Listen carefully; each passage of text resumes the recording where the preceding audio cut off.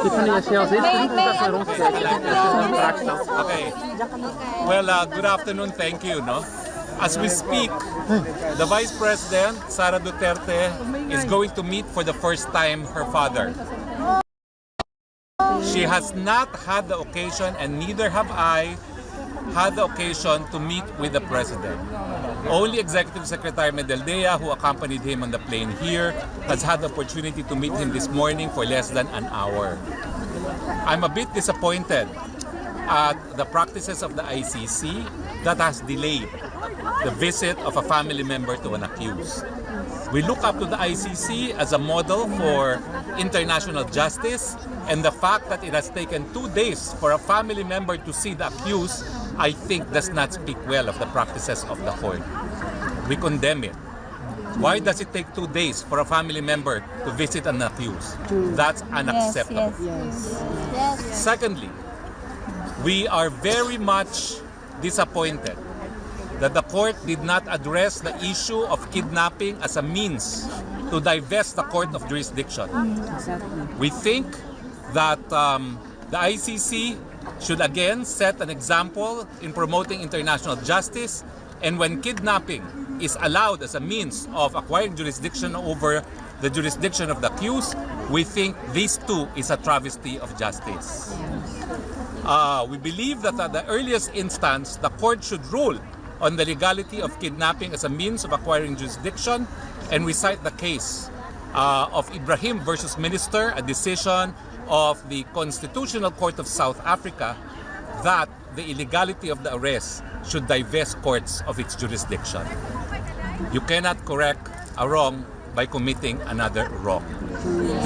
I think it is high time that the court clarify its position on this matter. It is unacceptable that we accept accept jurisdiction acquired through kidnapping, especially when the kidnapping took place in the context of the Philippines, where the court is now being used as a tool of oppression by the Marcos government. Now, the next hearing is on September 21. But before that, we would raise the issue of jurisdiction even on an earlier date, because we believe that the issue of jurisdiction, both on the implications of kidnapping as a means of divesting the court's jurisdiction, and whether or not the court has jurisdiction, despite the fact that preliminary examination was commenced 2 years after we had already withdrawn from our membership in the court, whether or not the court still has jurisdiction. We believe that confirmation of charges is relevant, particularly on the elements of the crime. But we would want that the issue of jurisdiction be ruled upon at an earlier date. Because as we know, if the court has no jurisdiction, pointless to proceed to confirmation of charges. Now, again, as I said, it's only the first time that the Vice President is able to meet with the father. They are meeting now. And we are hoping that this afternoon too, the President will sign our appearance as counsel together with Nicholas Kaufman and VP Inday Sara too, no? Be recognized also as counsel for her father. And we hope that with the recognition that we have representation of the President, we would then have more access to the President than we had for the past 48 hours.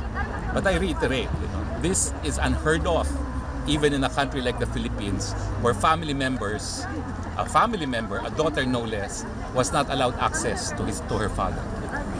This is a very sad day for international justice. Very sad day. Okay, so I am Hary Roque Jr. I'm a member of the List Council of the Court. I was former spokesperson also for the former President, Rodrigo Duterte. Now, the Vice President is coming back.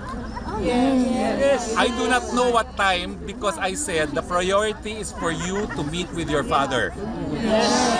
Okay? So she has committed to return. I do not know until what time visiting hours are, but she said she will aim to be here again at 5 o'clock. Okay. So Yeah, we will wait. yeah, so I decided, in fact, to separate from her because she could not actually in conscience leave you out here in the cold, not knowing what to expect. No? So as you saw, she made me stay behind, so I can express our gratitude to all those expressing their support to the President. Siyempre po, no, nakita nyo naman na talagang may edad na ang Presidente ngayon at mukhang mahina na. No? Ang ninanais namin, madesisyon na i-issue ng jurisdiction sa malalim.